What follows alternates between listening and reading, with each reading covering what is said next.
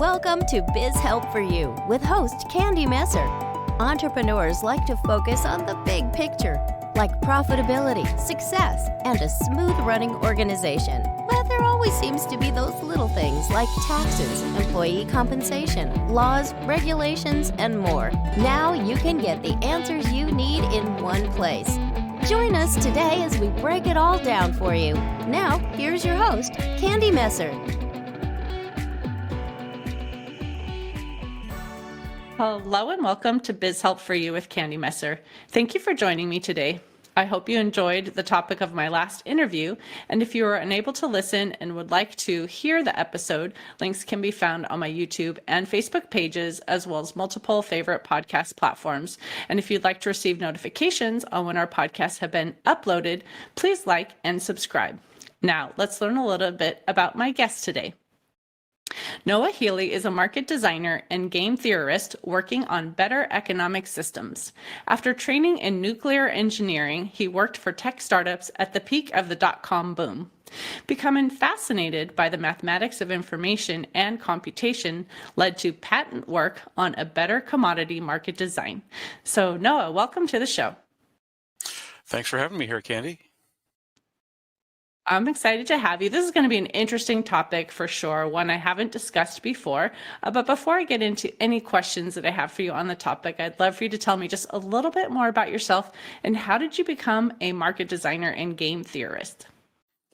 Well, basically out of my interest in computational mathematics. So markets are a communication protocol, and they're a specific communication protocol that's about giving good price information, basically discovering what the good prices are and then telling everybody what the good prices are.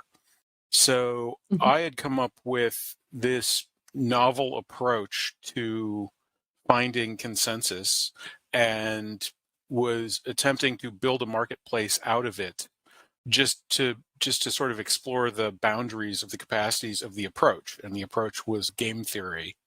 And it turned out that the approach is actually better than the one that we're actually using. And so my market design wasn't just some kind of toy that might be an interesting intellectual exercise, but a practical system that, if adopted, would greatly diminish the cost overheads of managing an economy and an industry.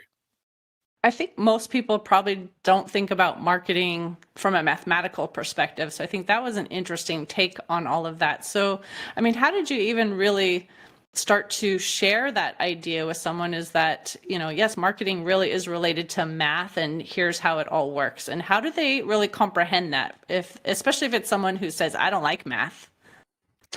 Well, that's sort of the difficulty, and that's why I'm getting myself on podcasts. But one of the things that really got its hooks into me on computational mathematics is that the fundamental theorem of computational mathematics, which was sort of developed by Alan Turing, one of its precepts is that essentially there's no such thing as not mathematics. There are actually proofs that there's a one-to-one correspondence between proofs and systems. So your car is proving a mathematical truth, and that mathematical truth, there actually is a way, if you have a hold of that truth, to systematically reconstruct your car from that truth. Now, for complex physical objects that we ordinarily interact with, those two actions are so complicated that they are beyond our present capacity. But there are long-term, frequently used engineering systems that transformation has been done for. And mathematics is this sort of stream of history that the smartest people who have ever lived have contributed towards. And so when you can find one of these links from what you're doing to mathematics, you suddenly get a lot of very powerful helpers to be able to step in and show how the explanations work provide tools that can do enormous amounts of the work for you, and so on. So basically, here and now, with the technology base that we have, figuring out the mathematics of what you're doing is effectively the only practical strategy for anybody in any field. And I know we're going to talk, I mean, the topic that we're even going to have on, or the title for the episode is related to game theory and, marketing and all of that too. So, I mean, can you even talk about your definition of really what game theory is for those who are listening? Because we've talked theory in general and math and things like that too, but just for the listener to really kind of get the concept, what really is game theory? Game theory is the mathematics of strategy. So it's basically just the set of responses or approaches that entities, so they could be people or they could be something else, should take under the circumstances where they have a choice of things to do and other entities in the system also have choices of things that they can do, and there's differential outcomes. So game theory becomes very boring if nobody cares about what anybody else is doing. And that's sort of the good. That's an environment of perfect freedom, because if nobody cares, then nobody cares and it's all fine.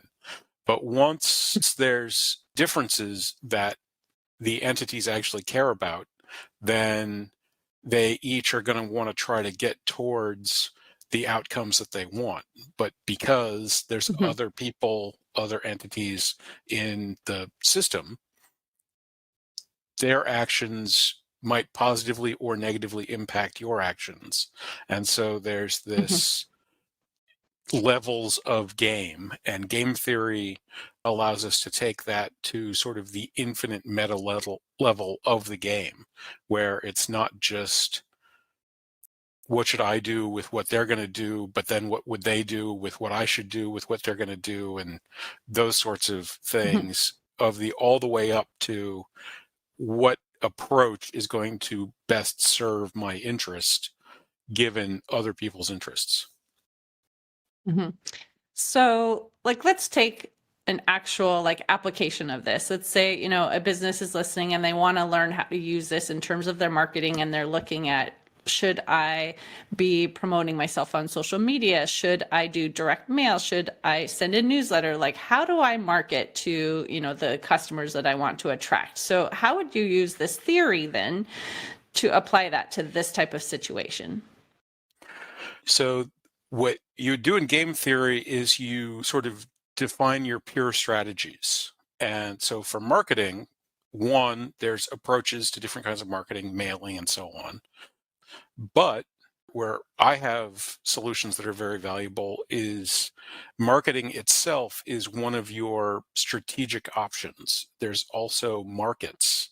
So if you're part of an industry organization, or you're a large wheel in an industry, or you're an expert salesman with a lot of clients on both sides of the aisle, another option that's available at that point is, should a marketplace actually exist that would allow buyers and sellers in this industry to trade off their marketing budgets for competing on other things. So that might be of greater advantage. And so what you're basically going to try to do is figure out what all your strategies are, work out what other clientele in the marketplace's responses to strategies are, and what you're trying to find is where your value lies. So if your company is sales driven in a way that's central to marketing, then you're not really out competing, the offer for other customers. You should stick to a marketing standpoint, emphasize the sales process, make the sales process more expensive and more daunting in order to isolate yourself from potential competition, because potential competition will eat your lunch. But if you're a more productively focused business, you would actually want to establish competitive networks, because you'll be able to win competitive network behavior, and actually de-emphasize point-to-point sales under those circumstances. And so things like standards and practices and other kinds of things that make the industry more uniform instead of more different. Mhm. So how does someone, if they're listening to this and they're saying, well, I'm kind of new in business and I don't even understand like everything that I should be doing or where to find the information, so you're talking about figuring out things with your competition or what you should be doing. So how would even they go about figuring out what they should be doing to make this method work? Well, again, it's very much dependent on what business that you're actually in. So if you're doing some kind of thing where you're starting up a farm, then buying networks are going to exist in your environment, and so you need to plug yourself into those things. Same thing if you're Mhm. fresh out of medical school or law school and trying to start a brand new practice. In some of those cases, apprenticeship might be more appropriate. So find a mentor in the space, lean on their customer list initially.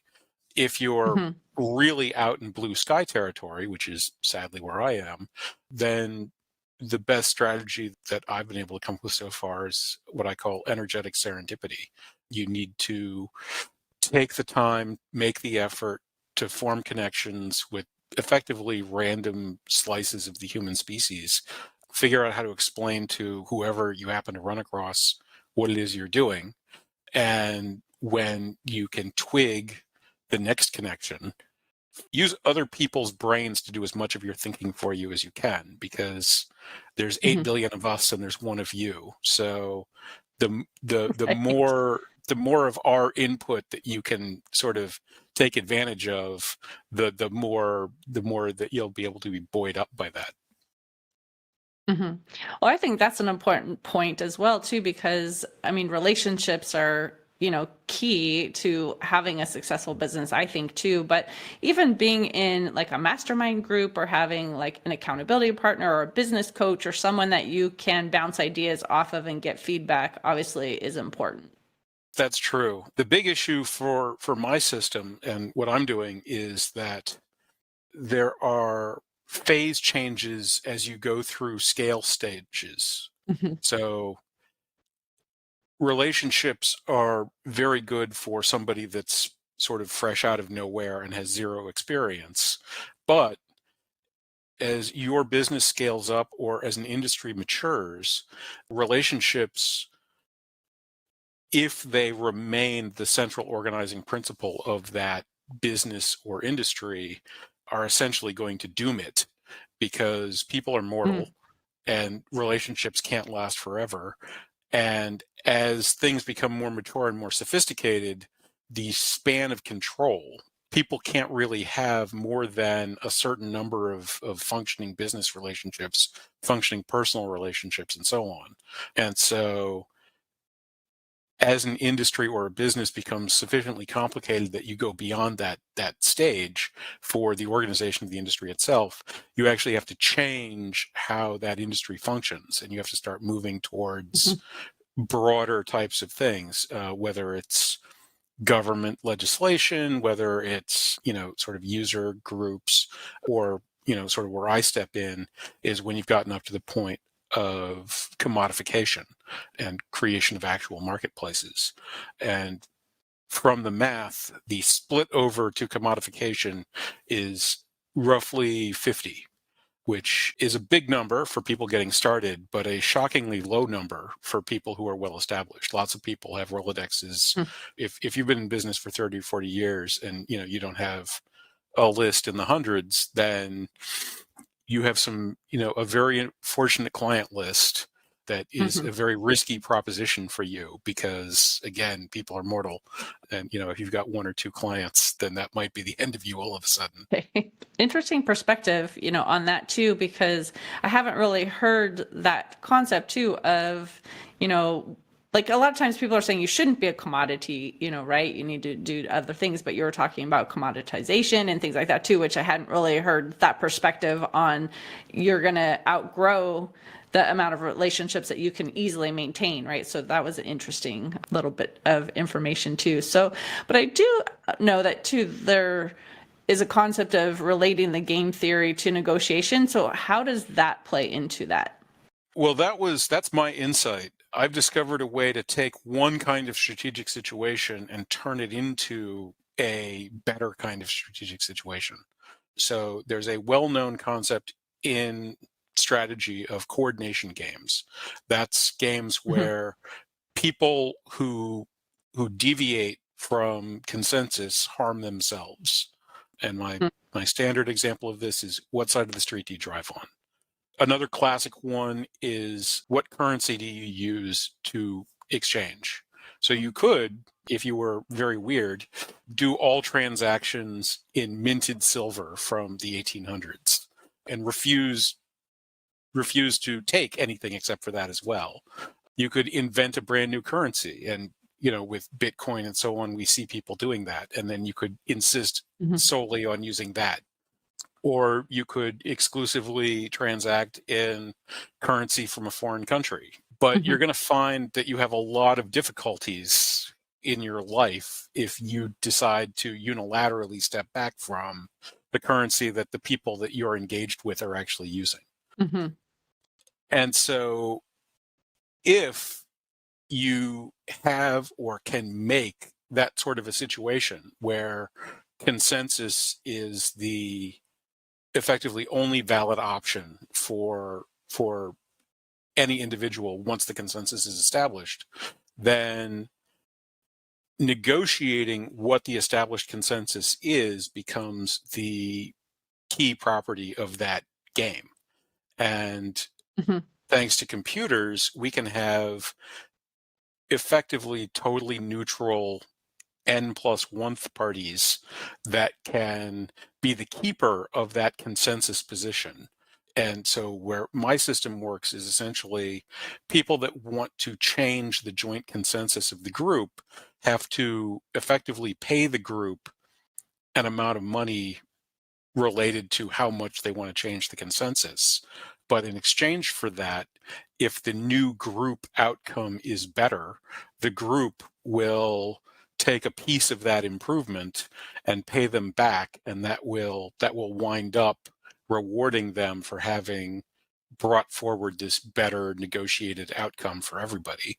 Whereas if it isn't, then they will effectively have been punished, and the group's payments will basically let any one of them push things back. And so the risk reward relationship changes in dynamic terms, but it allows a group to sort of maintain consensus so that nobody has to take the big punishment of sort of going off on their own and insisting that everybody else start transacting in, ancient Roman coins or something like that. But if it turns out that that's really a great idea, and it's so great an idea that you can sort of pay the upfront costs of getting it adopted, then you can reap the benefits that everybody else is reaping in order to encourage people to find these really great ideas and bring them to the group. I'll also say, you were talking about the change of perspective. That's one of the most valuable things of getting game theory on board with how you're thinking. One way to think about it is the kinds of games that we ordinarily play, like something like a chess or a video game like, Super Smash Brothers or something like that. Imagine the difference in perspective between you, who are playing the game, and the pieces, the characters or whatever that are inside the game sort of looking out. In the ordinary course of our lives, the strategic situations that we are in are akin to living inside one of these video games.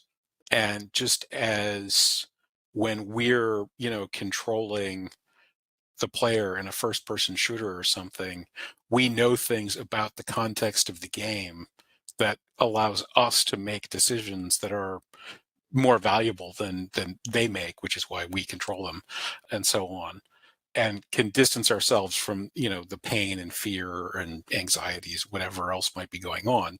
That same kind of thing is available. Once you realize the structure of the interests that surround you, you may well be able to find yourself in a position of being able to turn your clients into consultants, and consultants that are paying you to help you make your business function better, and so on. So that kind of reversal of perspective can be extremely valuable and is intrinsic to changing the way that you're thinking about the situation at hand. Mm-hmm. Well, and when you're talking about games and strategy and things, some people are very good at that planning and like chess, right? And you have to figure out 6 moves ahead in your mind, this could happen, that could happen, and what you should be doing.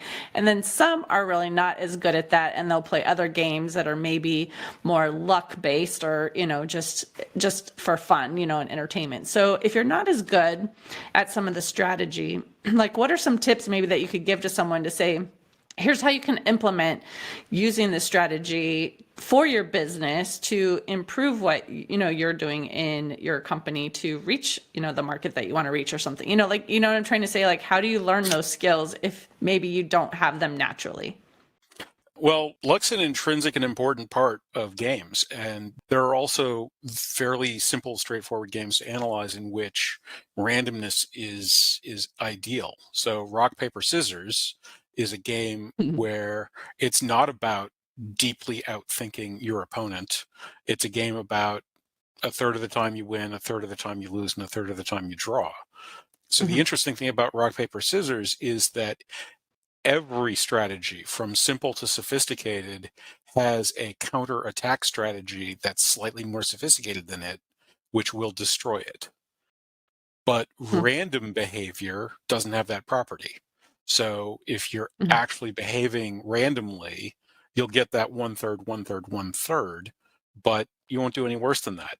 And so that's a valid situation. If spending time getting better at something isn't going to do as much good as you need it to do, then you shouldn't spend that time to get better at that thing.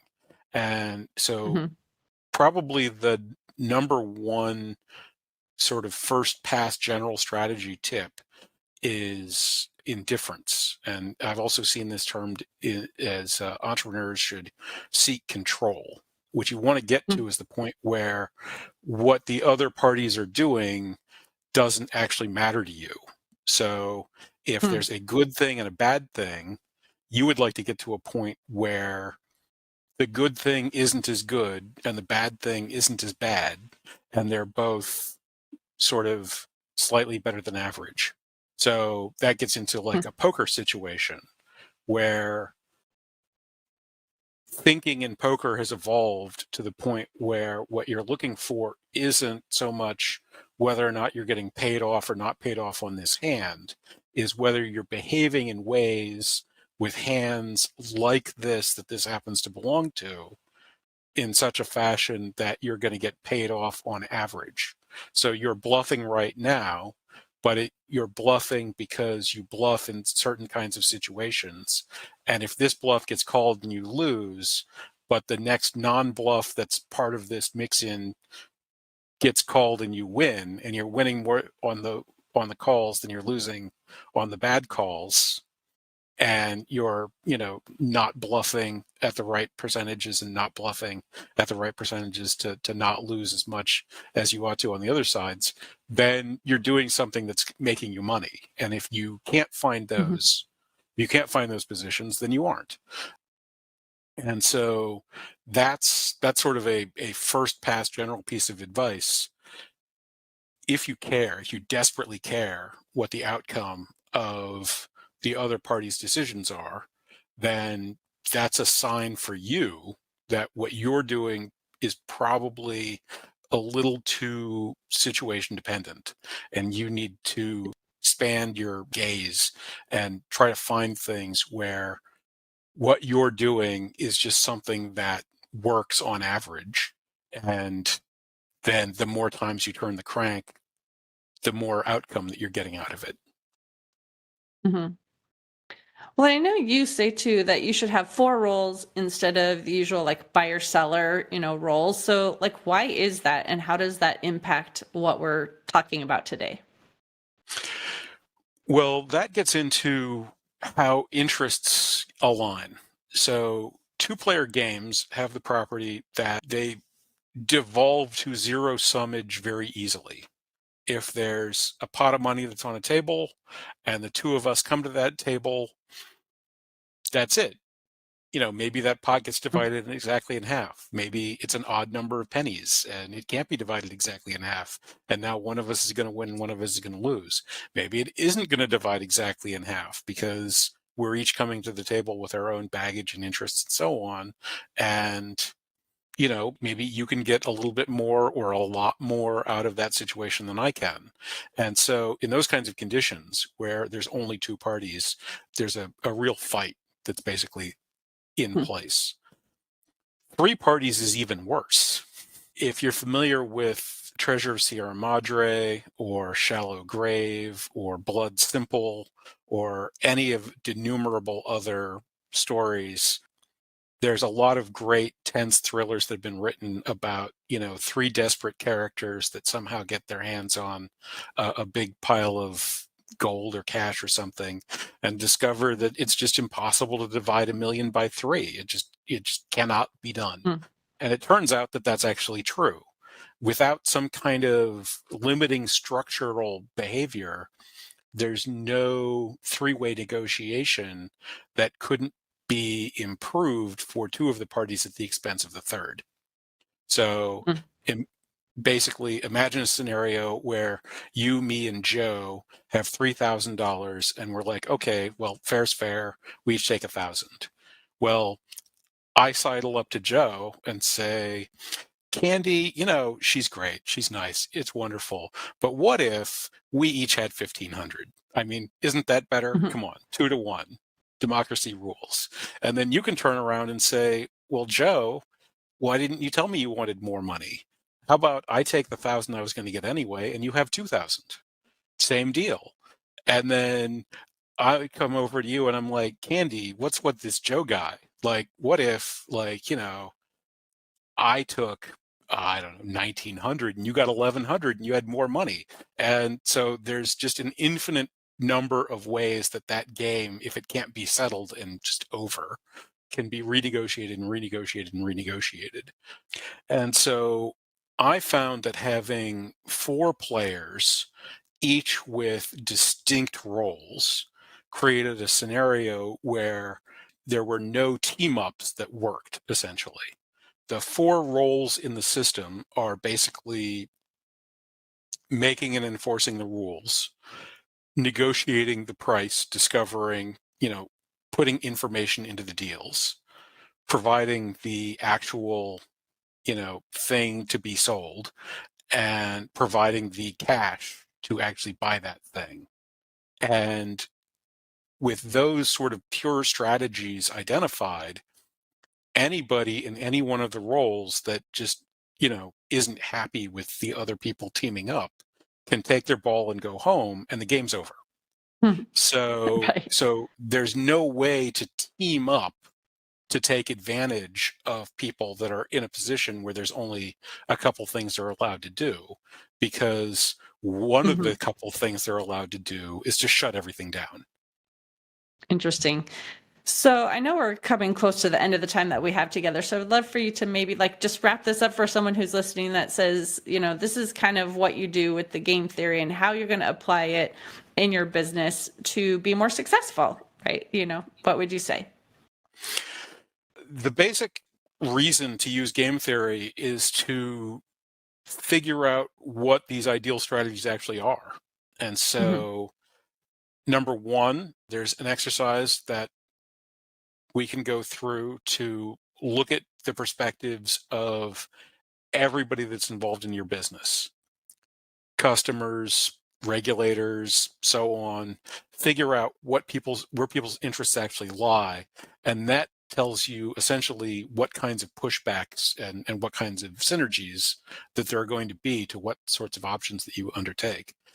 And then once you have those things in place, then you can start exploring what sort of strategic outcomes that you might expect. if your customer base hates spam, then email mass mailing might be a really bad way to reach out to them.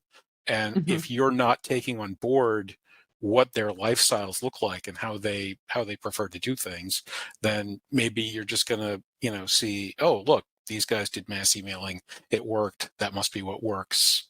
And then you just doom yourself. So it's sort of, that's the second stage, is finding these strategies to apply. And then the stage 3 is to take on board this new perspective, to think about how you analyze your business as it's moving forward. So to build in these sorts of ideas so that as you get feedback from what you're doing, you can tune that and build yourself a real business, something that you're doing something that's valuable, and that valuable thing is getting to where it's most valued and you're getting paid for it. Perfect. Well, this has been interesting. I know there's a lot to wrap our minds around in terms of even using this theory to apply to our marketing and everything too. So, but I want to ask if you have an offer that you would like to extend to our listeners. Yeah, actually, I'd be absolutely happy to do sort of open, a free call to, check out how these things might work for your business, and look into whether some of these higher level ideas might be really valuable in Mhm. managing sales and marketing and so on. If they're interested, how can they get in contact with you? Well, the easiest way to get in touch with me is my email address, noahphealy@yahoo.com. You can also reach out to me on LinkedIn. I'm just Noah Healy there. I have a website that details the background and mathematics of my market system called CoordDisc, COORDISC. Well, thank you so much, Noah, for being a guest on my show and sharing your expertise in this area. I found it very interesting and very different from what we usually talk about. So thank you. Thank you. And to the listeners, I hope you found this discussion interesting and enjoyed what is game theory markets. And thank you so much for tuning in today. If you have any additional questions or comments, be sure to reach out to Noah at the links that he shared, or send me a message at media@abandp.com. I hope you can join me for my next interview. And remember, you can connect with me on Twitter, Facebook, and LinkedIn. And my website is abandp.com. You can also find my show, Biz Help for You, on multiple favorite podcast platforms, including iTunes, Google, TuneIn, Stitcher, iHeartRadio, and Spotify. And would you please share my show with those you know and leave a review on your favorite platform? I'd really appreciate your support. Until next time, have a great day. Thank you for listening to Biz Help for You.